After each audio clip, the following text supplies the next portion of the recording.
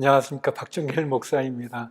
우리가 계속해서 사도들이 바울의 복음을 인정하다를 나누고 있고요. 이제 두 번째 시간으로 베드로가 바울의 복음으로 책망을 받는 그런 장면을 나누고자 합니다. 굉장히 의미 있는 사건이기도 하죠. 우리가 지난 시간에 바나바, 바울 지도가 같이 예루살렘에 있는 기근에 도움을 주는 성도의 사랑의 도움으로 예루살렘에 갔다가 바울이 베드로와 야고보, 요한을 만나서 또 유명하다는 분들과 함께 바울이 전하는 복음에 대해서 인정을 받는 것을 나눴습니다. 그리고 하나님으로부터 베드로가 유대인의 사도가 된 것처럼 바울을 이방인의 사도로 세우시는 또 하나님의 소명을, 또 하나님의 부르심을 또 확인하는 그런 내용을 나누었습니다.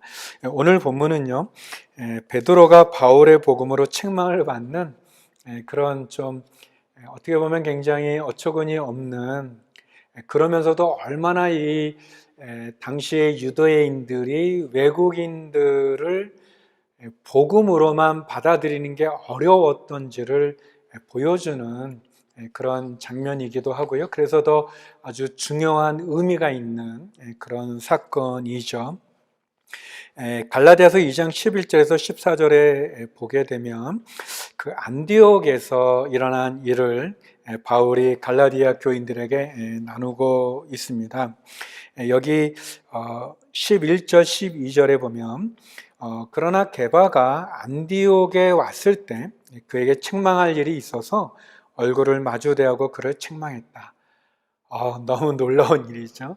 이 당시만 하더라도 베드로와 바울이 이렇게 서로 책망할, 물론 그리스도 안에서 한 형제지만 베드로는 예수님의 수제자고 예루살렘 교회의 기둥 같은 존재이고, 아직 바울은 그런 영향력이 교회 가운데 많이 있지 않은 상태였음에도 불구하고 바울이 베드로의 행동에 대해서 이렇게 책망을 했다라고 얘기하는 거죠.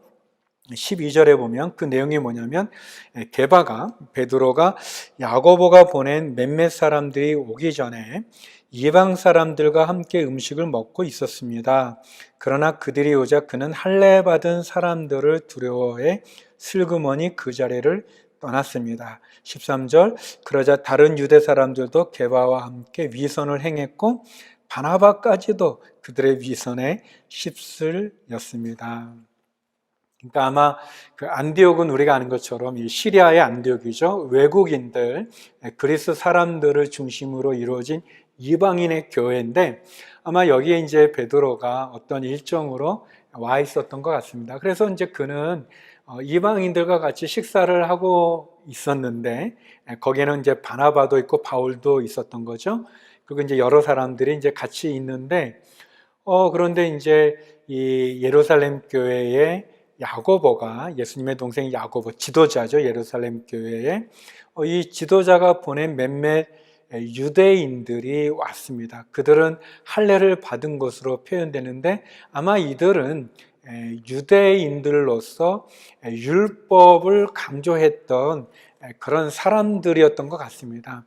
그런데 이제 율법에 의하면 밥을 먹을 때 이방인과 같이 먹으면 안 됩니다. 그 율법이, 예수님께서도 사역 가운데 3년의 공생애 가운데 세리들과 이방인들과 같이 이렇게 식사하는 걸로 인해서 사람들에게 공격을 많이 받으셨잖아요. 그런 것처럼 이렇게 유대인들은 죄인들과 같이 이렇게 밥을 먹는다는 게 안 되는데, 그런 배경 속에서 베드로가 먹고 있는데 예루살렘에서 사람들이 오니까 베드로가 이 외국인들과 같이 먹다가 슬그머니 자리를 피하는 거죠. 그러니까 베드로가 그렇게 피하니까 다른 유대인들도 슬그머니 같이 피하게 되고, 심지어 바나바까지도, 워낙 베드로가 이렇게 존경받는 아주 어른이기 때문에 또 바나바까지도 동조하게 되는데, 바울이 이것에 대해서 문제 제기를 하는 거죠. 그런 내용입니다. 바울이 베드로가 그렇게 한 행동의 이유는 그가 할례 받은 자들을 두려워했다는 거죠. 유대주의자들을 좀 두려워했다는 거. 그러니까 이게 우리가 이해해야 되는 게 진짜 그 당시는 이 바울의 복음이 참 어려움도 많고 또 많은 이 예루살렘 교회 안에서는 그런 부분들이 있었던 것 같습니다. 그래서 이게 갈라디아서가 언제 쓰여졌는가 막 그런 논의가 있을 때 이게 적어도 사도행전 15장을 기점으로 해서 이게 정리가 되잖아요. 그러니까 만약에 그때 정리된 다음에는 이런 일이 없었겠죠. 그래서 이런 거를 보면은 아마도 갈라디아서는 사도행전 15장에 예루살렘 공의회 전에 쓰여진 거다라고 이렇게 보는 거죠. 그러니까 그런 혼란이 약간 있었던 것 같습니다. 예루살렘 교회 안에 예수님을 믿는 유대인들은 당연히 율법을 따라가는데 외국인들이 예수님을 믿었을 때 그들이 복음을 예수님을 믿는 믿음만으로 구원받는다는 그 의견도 있지만 또 한 그룹에는 영향력이 있는 그룹에는 그래도 할례도 받아야 되고 또 그들의 율법을 따라야 된다. 유대인과 같아져야 된다는 그런 유대주의자들의 그런 부분이 있었다는 것을 우리가 볼 수 있는 장면인데 그러나 분명히 하나님께서는 베드로에게 고넬로 백부장에게 가서 하는 그런 일들을 경험도 주었고 또 이미 바울이 예루살렘에 갔을 때 베드로와 야고보 또 요한 그런 리더십들이 또 바울의 복음을 인정했는데 그런데 그거와는 다르게 행동한 거죠. 베드로가. 그거는 마치 우리 1장 10절에 바울이 이런 고백을 합니다. 갈라디아서 1장 10절에 보면 내가 지금 사람들을 좋게 하려고 합니까? 아니면 하나님을 좋게 하려고 합니까? 또는 내가 사람들에게 기쁨을 구하려고 애씁니까? 만일 내가 아직도 사람들에게 기쁨을 구하려고 애쓴다면 나는 그리스도의 종이 아닙니다. 그러니까 바울이 볼 때 이 베드로의 행동은 하나님을 좋게 하는 행동이라기보다는 그 할례자들을 두려워해서 다시 말하면 사람들을 의식한 사람들과 좋게 하려는 자기가 믿는 믿음을 지키는 것보다 그냥 사람들과의 관계에 어려움이 없기 원하는 그런 사람들을 좋게 하는 사람을 기쁘게 하는 그런 행동이라고 바울은 판단한 거죠. 또 그것이 사실이고요. 여기에 우리말 성경에는 위선이라고 얘기하는데 또 다른 성경에 보면 외식한다, 가면을 쓴다라는 그런 거죠. 그러니까 속마음은 그렇지 않은데 겉으로는 그러니까 베드로의 어떤 내면에는 이 이방인들과 제가 밥을 먹는 거가 괜찮다고 하면서도 또 속으로는 조금 부담스러워하는 모습이 있는 것, 그런 모습, 약간 위선적인 그런 모습이기도 하고 또 한편으로는 또 반대로 바울은 그렇게 예수님을 믿는 믿음만으로 구원받는다는 것을 확신하고 있으면서도 또 다른 사람들의 많은 시선들 때문에 또 어쩌지 못하는 그런 모습, 그런 거와 좀 비슷한 거죠. 우리가 어떤 특히 그런 일이 사업을 하다 보면 또 기업 가운데 또 직장 생활 가운데 또 사람들 모임 가운데 그런 게 많지 않습니까? 나는 술을 먹고 싶지 않은데 이렇게 좀 관계 때문에 또는 상사가 주기 때문에 또 관계 어려움이 있기 때문에 그래서 할 수 없이 그렇게 하는 그런 경우라든지 또 아니면은 나는 믿음을 갖고 있으면서도 그런 거 상관없이 이렇게 해버리는 것 같은 그런 모습들, 또 어렵고 힘든 사람을 돕는다고 하면서 사실은 그 마음 가운데 그들을 진심으로 사랑하지 않는데 겉으로 사랑한다고 이렇게 하는 것 같은 그런 외식적인 또 위선적인 그런 모습은 충분히 우리들에게 좀 있는 거죠. 좀 어려운 부분입니다. 부끄러운 고백이지만 저도 굉장히 잘 웃고 또 이렇게 좀 부드러워 보이잖아요. 그래서 성도님들이 우리 박 목사님은 이렇게 부드럽고 따뜻하고 친절할 거라고 생각을 하는데 그런데 제가 그렇지 않은 면이 있거든요. 그러면 막 상처를 받는 거죠. 아니 그 설교할 때는 그렇게 온유하고 이렇게 하더니 또 실제로 해보니까 그게 아니구나. 그러면서 그런 거. 그러면 제가 그런 위선적인 행동을 하면 안 되겠죠. 제가 설교할 때는 좋은 사람처럼 하고는 실제 생활에는 그렇지 않게 하면 그렇게 안 되는 것처럼 이랬을 때 바울이 베드로를 책망했습니다. 그 책망은 베드로를 미워하거나 또 베드로의 건의를 무시하거나 또 베드로 당신 별거 아니거나 뭐 그런 비아냥 속에 한 것이 아니라 복음의 그 참된 진리를 지키기 위해서 한 것이고 또 베드로의 잘못된 위선적인 그런 모습을 통해서 이것이 그대로 받아들이죠. 마치 바나바도 함께 했던 것처럼 말이죠. 따라했던 것처럼. 그러면 이것은 모든 게 무너지는 것과 같기 때문에 바울은 강하게 베드로에게 잘못된 부분을 지적합니다. 잠언 27장 6절에 보면 이 아주 좋은 이 친구의 꾸지람은 진실함이라는 그런 말이 있습니다. 27장 6절인데요. 친구의 꾸지람은 진실하나 원수의 입맞춤은 속이는 것이다. 그러니까 참 좋은 마음으로 이렇게 충고하고 경고하고 또 그것은 잘못됐다고 지적하는 것, 그것은 귀합니다. 도리어 그러나 그 입에 발린 말을 하고 그냥 이렇게 자기의 이익을 위해서 아닌 것을 아니라고 말하지 않고 그냥 좋다고 말하는 그런 것을 도리어 경계하는, 속이는 그런 교훈이 있는 그런 말씀인데요.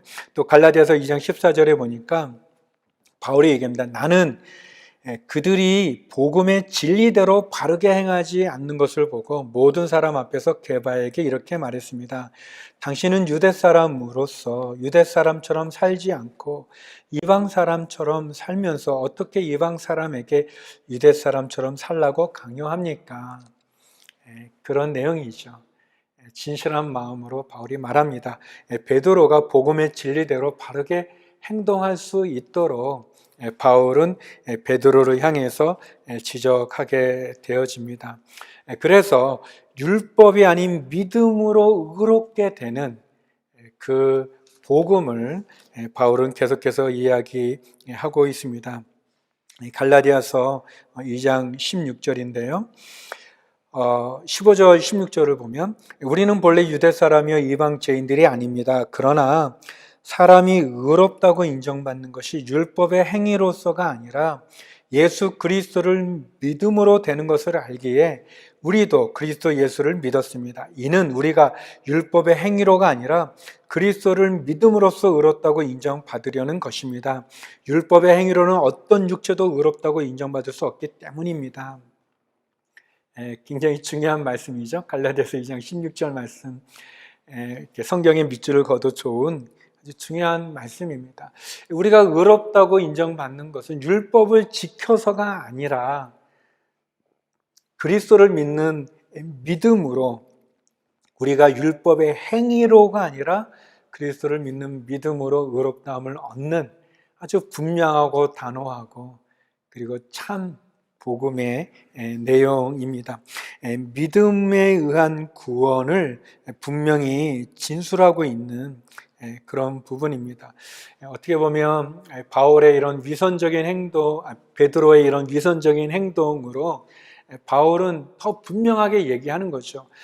우리가 유대인이고 우리 이방 사람들이 아니지만, 그러나 우리가 의로운 것은 우리가 유대인이어서 의롭다 인정받는 게 아니다.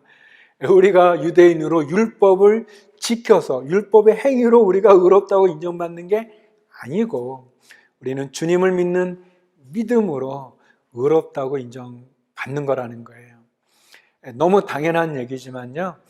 특별히 이제 우리가 조심해야 되는데, 이게 바리새인들이라는 게 원래는 더 율법을 잘 지키는 사람들이잖아요. 근데 이제 예수님에게 끊임없이 이렇게 막 지적을 당하고 또 혼나고 그러는 거가요. 그게 조심해야 될 부분인데 뭐냐면, 우리가 말씀을 잘 따르고 말씀을 잘 지키고 또 그 말씀대로 온전히 살아가고자 할 때 우리도 모르게 우리가 어떤 종교적인 우월감 내지는 종교적인 외식에 갇힐 수가 있는 겁니다. 바리새인들이 그랬던 것처럼 말이죠. 그러니까 우리가 예수님을 믿는 믿음으로 구원받는 것은 알아요. 다 인정하고 그대로 있으면서도 또 우리가 예를 들어서 주일 성수, 주일을 한 번도 안 빠지고 예배를 드리고 뭐 새벽 예배를 한 번도 안 빠지고 365일 교회를 늘 간다. 그러면 그게 우리도 모르게 그 부분이 행위가 되어져서 새벽 예배 안 드리는 사람 무시한다거나 주일 성수를 못 지키는 사람 무시한다거나 그런 어떤 종교적인 우월감 속에 또 종교적인 외식 속에 우리가 갇힐 수도 있는 것입니다. 우리가 분명히 알아야 될 것은 우리가 구원을 얻는 것은 예수님의 십자가의 보혈의 피로 구원을 얻는 것이고 우리가 하나님의 자녀가 되는 것은 예수 그리스도를 영접함으로 되어지는 것이 어떤 우리의 행위로 되어지는 것이 아닙니다. 그래서 갈라디아서 2장 20절이죠. 우리가 너무 잘 아는 말씀인데요. 이렇게 얘기합니다. 갈라디아서 2장 20절 나는 그리스도와 함께 십자가에 못 박혔습니다. 그러므로 이제 더 이상 내가 사는 것이 아니라 내 안에 그리스도께서 사시는 것입니다. 지금 내가 육체 안에 사는 것은 나를 사랑하셔서 나를 위해 자기 몸을 내주신 하나님의 아들을 믿는 믿음으로 사는 것입니다 라고 고백하고 있습니다. 갈라디아서 2장 20절은 또 갈라디아서 전체 가운데도 아주 중요한 주제이죠. 이것은 뭐냐면 우리의 이 육체는 예수님과 함께 십자가에 못 박혀 죽었다는 거예요.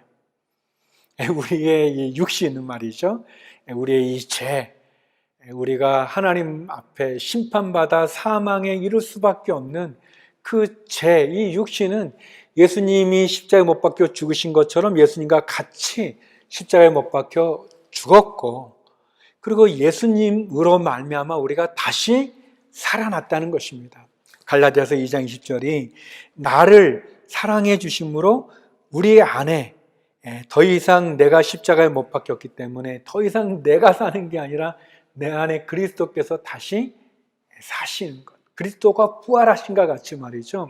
그러니까 새로운 피조물로 우리가 쓰게 되었다는 것을 얘기하게 됩니다. 그래서 특별히 갈라디아서 2장 20절 마지막 부분에 보면 내가 육체 가운데 이제 살아가지만 내가 이 살아가는 이 육체에서 사는 것은 나를 향해서 나를 위해 자기 몸을 내주신 하나님의 아들을 믿는 믿음으로 우리가 산다는 것입니다.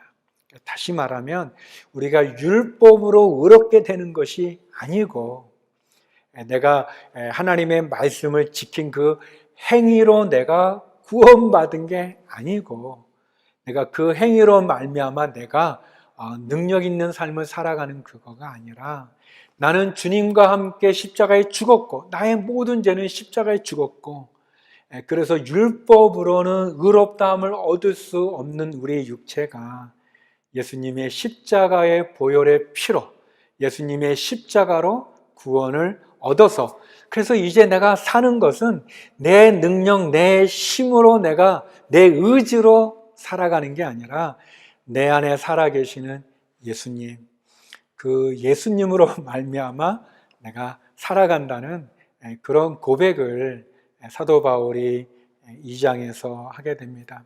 2장에 나오는 이 바나바와 바울이 예루살렘을 방문하는 그러한 사건 또 베드로가 위선하게 되어지는 그 사건 또 그 사건을 통해서 다시 한번 율법이 우리를 의롭게 하는 것이 아니라 그리스도를 믿는 믿음이 우리를 의롭게 한다는 것을 우리가 깨닫게 되어지죠. 그래서 이제 질문 46번에 보면 이런 질문이 있습니다. 심판날에 내가 행한 선한 일이 악한 일보다 무게가 더 많이 나갈 것이라고 믿고 있습니다. 나는 천국에 가기에 충분히 선하게 살려고 노력하고 있습니다. 라고 이제 어떤 사람이 말했을 때 우리는 뭐라고 대답해 주겠는가요? 그 신두교가 그런 교리가 있습니다. 신두교에서는 최고 신이 시바인데요. 이 시바의 저울이라는 게 있대요. 그 시바의 저울이 있어서 이제 환생교리를 믿는데 신두교가 사람이 계속 이렇게 환생하는 그건데 어떤 사람이 죽으면 그 사람이 했던 착한 일을 이렇게 한 저울에 양팔 저울에 이렇게 달고 또 한쪽에는 그 사람이 했던 악한 일, 나쁜 일을 이렇게 져서 이게 선한 게 좀 올라가면 좀 더 좋은 것으로 환생하게 되고, 이 악한 게 또 더 많게 되어지면 이제 좀 더 나쁜 것으로 이렇게 환생한다는 그런 교리예요. 근데 그 교리의 문제는 그게 나중에 그렇게 양팔저울이 있지만 시바의 마음이다, 이제 그렇게 또 되어 있어요. 그러니까 좀 엉터리죠. 엉터리지만 그러나 이제 그런 교리가 우리 많은 사람들의 마음 가운데, 또 예수님을 믿는 사람들도 이런 생각, 이 질문처럼 나는 선한 일보다 악한 일을 좀 더 많이 했기 때문에 천국에 이렇게 가기에 내가 충분하게 선한 일을 많이 쌓지 못해서 더 선한 일을 하려고 노력합니다, 이렇게 생각할 수 있습니다. 이게 공로사상이기도 하고, 보통 우리들 믿음 없는 사람들이 갖는 이 인간의 본연에 있는 그 본성과 같은 그런 모습이죠. 착한 일을 많이 하면 더 천국에 갈 것 같고, 죄를 많이 지면 지옥에 갈 것 같은 그런 어떤 우리들의 밑바닥에 있는 모습을 보여주지만, 갈라디아서 2장 16절은 분명히 말하죠. 우리가 의롭게 되는 것은, 우리가 천국에 가는 것은 우리가 율법의 행위를 지켰기 때문이 아니라, 율법을 완벽하게 지키지도 못하죠. 근데 율법에 선한 많은 행동을 했기 때문이 아니라 예수님을 믿는 믿음으로 우리가 의롭게 된다는 것을 다시 한번 강조하고 다시 한번 우리에게 보여주는 거죠. 그래서 우리는 어떤 행함으로 구원 얻는 것이 아니라 믿음으로 구원 얻는 이것이 진짜 은혜입니다. 이것이 너무 은혜죠. 우리가 누가 떳떳할 수 있겠습니까? 그 정채봉 그 선생님의 그 동화 중에 마음을 찍는 사진사가 있다고 해요. 사람의 마음을 찍는 거죠. 외모가 아니고. 근데 그 사람한테 사진 찍는 사람들이 없어요. 그 사람 마음 안에 있는 참 쓰레기 같은, 참 부끄러운, 아주 그 여러 가지 그런 수치스러운 그런 게 다 있는 거죠. 어떤 사람이 나는 의롭다고 말할 수 있겠습니까? 어떤 사람이 나는 나의 선한 행위로, 내 이 선함으로 내가 천국에 갈 수 있다, 나는 의인이다라고 하나님 앞에 쓸 수 있는 사람이 있겠습니까? 율법으로는 우리의 죄만 깨달을 뿐입니다. 지킬 수 없는 거죠. 누가 의롭게 되어지는가? 어떻게 의롭게 되어지는가? 그리스도를 믿는 믿음으로 우리가 의롭게 되어지는 것이고, 예수님의 보혈의 피가 우리를 모든 죄에서 구속한 거죠. 그래서 갈라디아서 2장 20절의 말씀처럼 우리는 예수님과 같이 십자가에 못 박힌 것입니다. 우리는 우리를 십자가에 못 박아야 됩니다. 예수님으로 말미암아 예수님과 함께 죄에 대해서 죽는 거죠. 그리고 예수님과 함께 다시 살아나는 것입니다. 예수님을 믿는 믿음으로, 주님이 십자가에서 이루신 그 구원을 믿는 믿음으로, 주님이 부활하심으로 그 모든 죄의 그 결론인 사망, 죄가 가지고 있는 가장 강력한 권세인 사망을 깨트리고 부활하심으로 죽은 자의 첫 열매로 우리에게 그 십자가의 구원을 완성하신 그 예수님을 믿는 믿음으로 우리가 살아가는 것이고, 그 예수님 믿는 믿음으로 우리가 구원의 자리에 이르는 것이죠. 사랑하는 성도 여러분, 그래서 우리는 바울과 같이 십자가를 경험해야 됩니다. 십자가에서 나의 모든 죄가 다 못 박히는 그 고백, 그 참회가 우리에게 있어야 되고, 또 주님과 함께 다시 살아나는 그 부활의 영광과 그 은혜가 우리에게 있어야 될 것입니다. 기억하십시오. 우리는 율법의 행위로 의롭다함을 얻는 것이 아니라 그리스도를 믿는 믿음으로 의롭게 된다는 이 복음을 굳건히 붙잡고 이 복음의 은혜 가운데 승리하는 저와 여러분 되기를 바랍니다. 감사합니다.